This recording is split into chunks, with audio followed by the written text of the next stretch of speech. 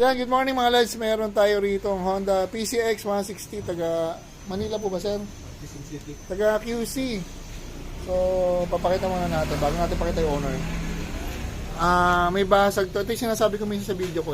Kita ba po? Yan. Ayan, basag na oh. So, nakabitan to ng bracket siguro na ng ilaw. Tapos nabangga. So, ito na damage. Saka yung mga bracket na nabibili ng panloob tapos hindi nakatuloy sa chassis. Yan nagiging problema yung nababasag yung kaha. Usually yung ito. Ilan mga pat? Saan na ba? Ayan. Pero ito buo pa to eh. Ito buo pa. So, kaya mapakita ko yung bracket namin. Meron kaming bracket na panloob pero heavy duty. Dito nakatornilyo yun eh. Dito pala dito. Yung nabasag dito nakatornilyo. Tapos ito nakatornilyo sa chassis. So, hindi lang sa sakaha, nakatornilyo din sa chassis. Tapos siguro gagawin natin dito, maggagawa pa tayo ng isang arm para maitornilyo yung side ng kanan dito. Kasi dito siya magiging balance, parang hindi na okay dito, no? Ano, matutornilyo? Parang may tornilyo naman pati. Kaya lang, dito lang nakakapit sa parents. So, tatry natin, baka magawa pa kami ng additional arm para ma-reinforce yung bracket pagkakabit, para maging balance. Ayun. Kaya ako pinapakita pag may problema kayo sa bracket, sa kahan nyo, nagagawa namin ng paraan dito kasi nga. Tapos pag ginagawa yung bracket, kung may basag, at dito nakatornilyo, pwede natin ilipat pa yung kabitan o magdagdag pa tayo ng tornilyuhan. Yun. So, yun. Pakita natin yung owner. Pwede ka sa video, sir. Okay lang po. Yan, good morning, sir. Hi, good morning po. Ano nga po ulit name? Robert po. Sir Robert, taga... Quezon City. Saan po sa Quezon City? Anonas po.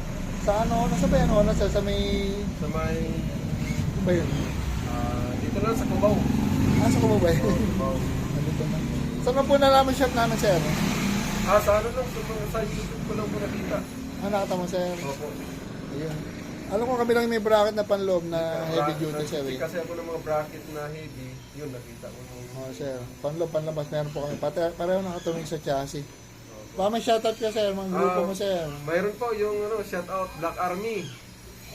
Pinakabitan ko po ng ilaw kasi para sa rides natin sa 21-22 sa Lubo, Batangas.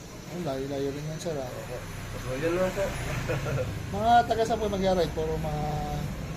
Iba-ibang Marami ba yan, sir? marami siguro nasa kami. Naka-attendance yung nandun lang sa list mga 45. Ano yung exclusive po sa black na PCX? Black lang po talaga lahat. Ayun, yung grupo nila, sir, ayun Black Army. Ayun Sir, thank you po, Sir Robert papasokan natin yung bracket kung kailangan pang reinforce. Thank you, sir. Bracket namin na panloob na heavy duty. Dinugtungan namin ng eto. Papatanggal ko para makita natin buo. Magkabila yan. Ayan. Kasi pag hindi namin nilagyan doon, tapos pigtas yung kabitan dito, hindi siya balance eh. Although nakatuloy sa chassis, yan. Pakita mo nga. Yan. Yun. Ayun yung file. Ayun. Makikita. Ayun. Angat mo kata. Tutok mo. Yan. Ayan. Ayun Isang tumututok. So yung bracket na itong heavy duty nakatago, nakatuloy sa chassis, papatanggal natin kasi pa-powder coat pa yan. So material na ginagamit din namin dito, 304 stainless, tapos ipa-powder coat para maganda. Yeah. So yan mga lads, ito yung pakitaw lang. Ito yung bracket na ginawa namin. 304 yan. So hanggang dito lang talaga yan, dinugtungan namin ito. Dito medyo palapat na para para may support sa gilid kasi nga pag wala nun, yung nakatuloy rito pigtas na. So hindi siya balanse. Maaaring mabasag din yung kabilang side pag sira dito. So, yung TDD ba, bakit? So, ayan, kakabit lang din lang. Kakabit na to, pa-powder coat muna, sasabay na yung bracket nun. Palpak yan, palpak. Ayan. Na-powder coat na rin. Ito, modified na to. Di, tanggal naman palapat, no? So, ginawa namin dito, ito lang siya, hanggang dito lang, ayan, tutok mga pogi, nilagyan namin ng additional na bracket. Ayun, galing niya, para nakatuloy sa side kasi nga basag na yung kabitan dun eh. So yung ganun ginagawa natin pag may problema sa motor nyo at may pagkakabit ng paring iba, ginagawa namin ng paraan para matibay yung bracket kasi pag walang tumingin rito, hindi siya balance tabingi, saka posible mabasag na yung kabilang side. Ayan, available yung ganyang bracket. Ayan. Pang Honda PCX 160. So kung basag yung kaha nyo, gagawa natin ng paraan dito yan. Okay na pa. So kasya dyan yung mini driving light ng mga Senlo X1 GT, yung V1 hanggang V5 na MDL kasya. Hindi lang kasya yung mga 100 watts yung malalaki. Kasayad na. Ayan o, nakatuloy siya rito. Ay, ito pala, ayan. Ayan. Tapos nakatuloy yan sa chassis. Yan naman sa chassis, di ko makita. Ayun. Ayun. So yung bracket na to, dumami pa nakatuloy. 1, 2, 3, 4, 5 yung nakaturnilyo. Pero ang ilaw lang niya X1 GT kasi nga basag to. Ang tibay oh. Tapos pwede dyan X1 GT o yung mga medyo mas malaki pa dyan M5 kasya. Hindi pala M5 version 5. Tapos yung wiring ng ating no spicy no electrical tape. Tapos meron tayong pa mga pala ito yung passing. Customize natin dito pababa para malapit sa top. So ganun ginagawa natin dito kung saan malapit yung top. Doon natin nilalagay para madaling pindutin. Yan, pakita natin si owner, si Sir Robert ba sir? Natanda ko pangalan ni Sir. Okay na sir, tagal lang hintay ni Sir. Si Sir nag-unang customer tapos nangyari din naman. So, siguro sir naghanap ka ng bracket sa iba sir? Oo, naghanap. Kahit saan nga ako maghanap sa kanila. Wala sir. Kaso basag pa nga to sir. Sinadya ko na. Ayun. So, okay naman sir yung naging kalabasan sir. Solid na solid talaga. Ay, sige sir, thank you sir ha. Sige po. Salamat. Balik ka na sir na Manila sir. Pauwi na. Ayun, hindi pa sir kumakain. Sir, thank you ha. Sige po. Salamat po. Yan, video na natin to. Honda ADV 160 na Road 6. Pakita mo natin si Sir Arnel. Mga dati nung kaibigan to eh. Nabalik dito, tagal na no? Kailan pa tayo lang nakita? Matagal na, mga 15 years. Gusto ka mainit dyan. So, saan mo nalaman shop namin? Nagpapagupit ako kanina. Pakalbo ko, sabi ng barbershop.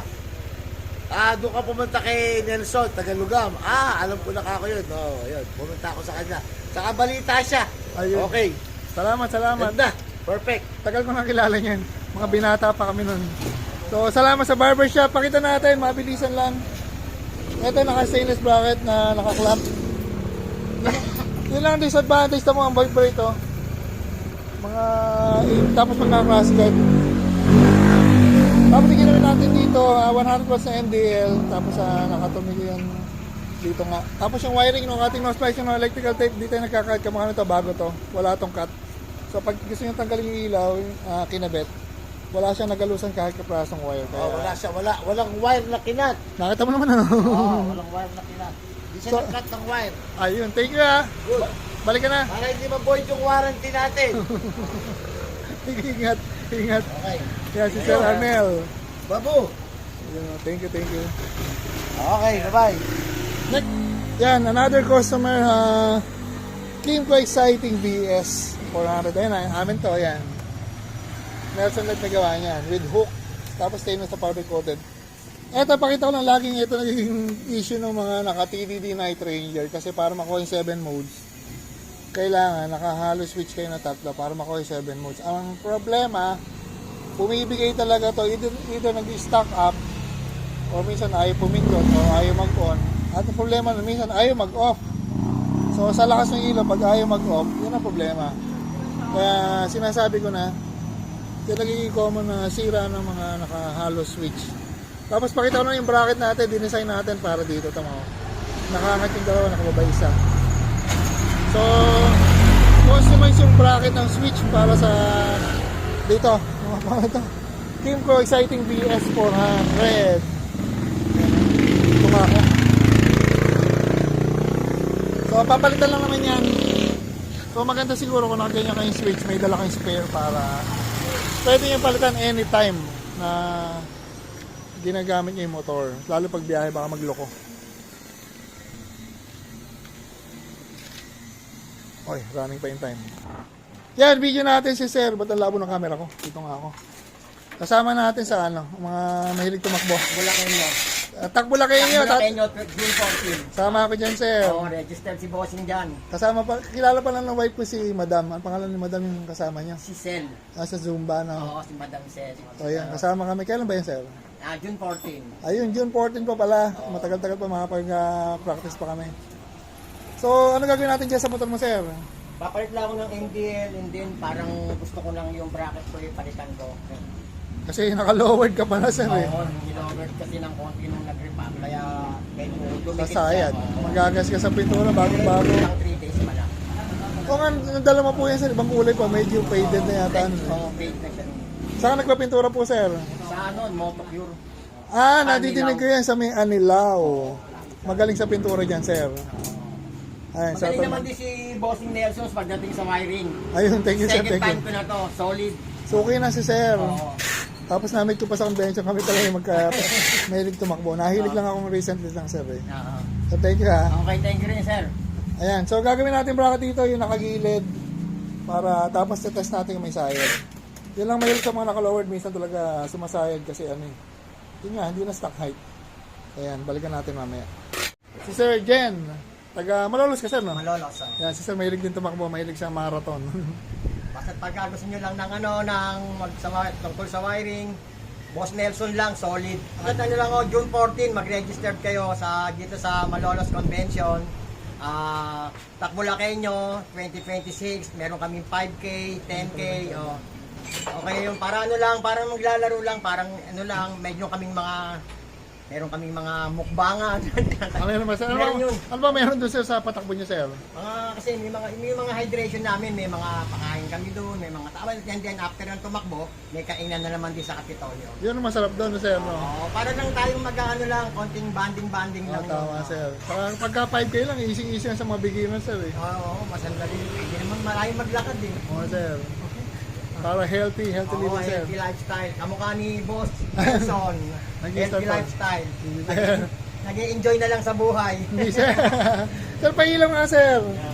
So, yung motor na, sir, naka-lowered pero malambot siya, eh. May bracket tayo para sa side. Ayan, sir. High and low, sir. Yun, no? Passing nga, sir. Passing. Wala. Nakaya ka, sir. Low mo, sir. Low mo, sir. Ayun. Pakipatay nga, sir, tapos passing. Pakipatay sa 3-way po. Passing. Ayun, no? May passing. So, patay nga yung susi, sir. Pakita ko yung bracket. Kaya ba nagigil? Ayan, yung bracket natin dito. Hindi pala kita, eh. Dalawang tornilyo yan. Isa dito, isa dun sa likod. Stainless bracket niya na flat bar pahaba. Para dito, para pag mislide siya, yun, no? Palis siya, palis. Hindi siya abutin, maski naka-lowered. So, pwede ito maski naka-lowered kasi lace yung bounce nito pataas. Tapos yung wiring nito, dati pa. Kailan ba ginawa ito, sir? Yung wiring nito? Mga 2021, ganyan. Oh, tagal na, sir. Second time ko na kay Boss Nelson. Hi, Kaya thank you, sir. solid si Boss Nelson, binalikan ko. Salamat, sir.